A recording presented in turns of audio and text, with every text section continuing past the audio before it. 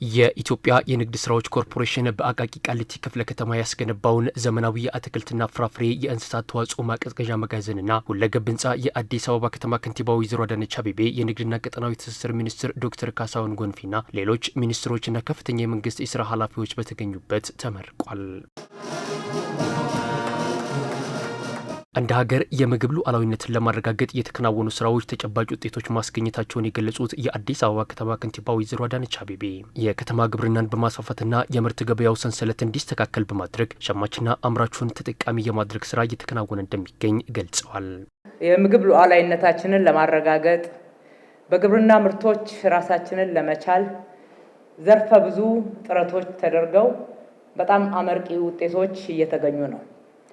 የዚህ አጠቃላይ ምርትና ምርታማነትን የመጨመር ስትራቴጂ በገጠሪቷ ኢትዮጵያ ብቻ ሳይሆን በከተሞችም ጭምር እየተሰራ ይገኛል። ከተሞቻችን የህንፃ ጫካ ብቻ ሳይሆኑ የሚመረትባቸው ጭምር መሆን እንዲችሉ ስፔስን በአግባቡ በመጠቀም ዘመናዊ የከተማ ግብርናዎችን በማስፋፋት ሸማቹና አምራቹ በመገናኘት ሁለቱንም ተጠቃሚ የማድረግ ስራዎች ልዩ ትኩረት ተሰጥቷቸዋል። በተሰጠውም ትኩረት መሰረት የተሻሉ ውጤቶችን ማየት ጀምረናል። ከለውጥ ወዲህ ለዘርፉ በተሰጠው ትኩረት ጤናማና ንጹህ የግብርና ምርቶች ለዜጎች እንዲቀርቡ በትኩረት እየተሰራ መሆኑን የጠቆሙት ከንቲባ አዳነች ለምርቃት የበቃው የአትክልትና ፍራፍሬ መጋዘን ለሸማቹ ንጽህናቸውን የጠበቁ ምርቶችን ተደራሽ ለማድረግ የሚያስችል ነው ብለዋል። ማዕከሉ በተለይም የአዲስ አበባ ነዋሪ ቀዳሚ ተጠቃሚ እንደሚያደርገው የገለጹት ከንቲባዋ በከተማዋ 5 በሮች የተገነቡ የገበያ ማዕከላት ለሸማቹና ለአምራቾች ምቹ ሁኔታ መፍጠራቸውን አብራርተዋል።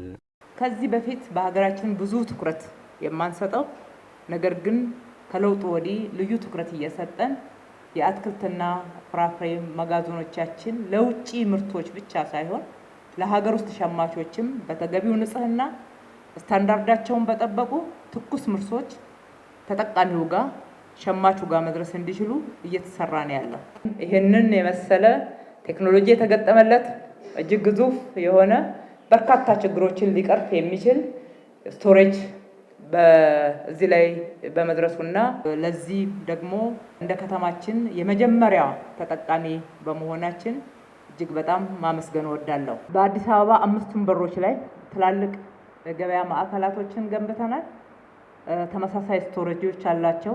ይዘታቸው ይሄንን ባያከልም እንኳን ምርት በቀላሉ ወደ ከተማችን እንዲመጣ አምራቾች ጋር በመድረስ እነሱ ደግሞ ወደ ሸማቹ ይዘው እንዲመጡ ሰንሰለቱን አመቻችተናል። ይሄ ግን በቂ አይሆንም።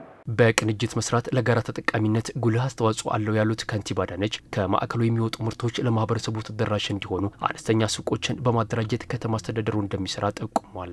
በጋራ መስራት፣ መናበብ፣ መቀናጀት በእያንዳንዱ የግብይት ሰንሰለት ውስጥ ያለውን ማነቆ መፍታት፣ የምርትን ጥራትን በዛው ልክ ማላቅ ይጠበቅብናል። ከዚህ የማከማቻ ማዕከል በከተማችን አዲስ አበባ ላይ ለሚፈጠሩ ትናንሽ ሱቆች በቀጥታ የሚደርስበት አግባብ በጋራ እንዘረጋለን ብዬ አምናለሁ። የዘንቢል ሱቆችን እኛ በሚገባ ማደራጀት እንችላለን። በዘርፉ በርካታ የስራ ዕድልን ከዚህ በላይ መፍጠር እንችላለን። ተያይዘን እንዲህ ከሰራን የኑሮ ውድነትን ማቃለል፣ የገበያ ግሽበቱን ማረጋጋት እንችላለን። ተጠናክረን የሀገራችንን ብልጽግና በጋራ እናረጋግጣለን። የኢትዮጵያ ንግድ ስራዎች ኮርፖሬሽን ዋና ስራ አስፈጻሚ አቶ በኃይሉ ንጉሴ ፕሮጀክቱ ከ1.7 ቢሊዮን ብር በላይ ወጪ እንደተደረገበት ገልጸው በውስጡ ዘመናዊ የማቀዝቀዣ መጋዘንና ሁለገብ የህንፃ ፕሮጀክትን ያካተተ መሆኑን አብራርተዋል። ዛሬ የሚመረቀው ፕሮጀክት ከተማ አስተዳደሩ በሰጠን 11490 ካሬ ሜትር ላይ ያረፈ ነው።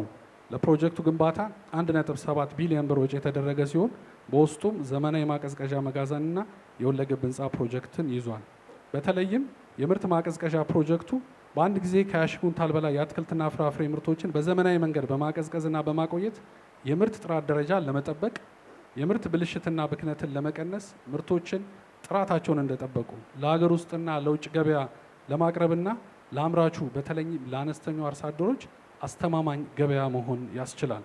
ከዚህ ጎን ለጎን የተገነባው የሁለገብ ህንፃ ፕሮጀክት ከምድር በታች 2 ወለል መኪና ማቆሚያ ያለው 10 ወለል ያለው ሲሆን ለንግድ ለቢሮና ለመኖሪያ አገልግሎት የሚሰጥ ይሆናል።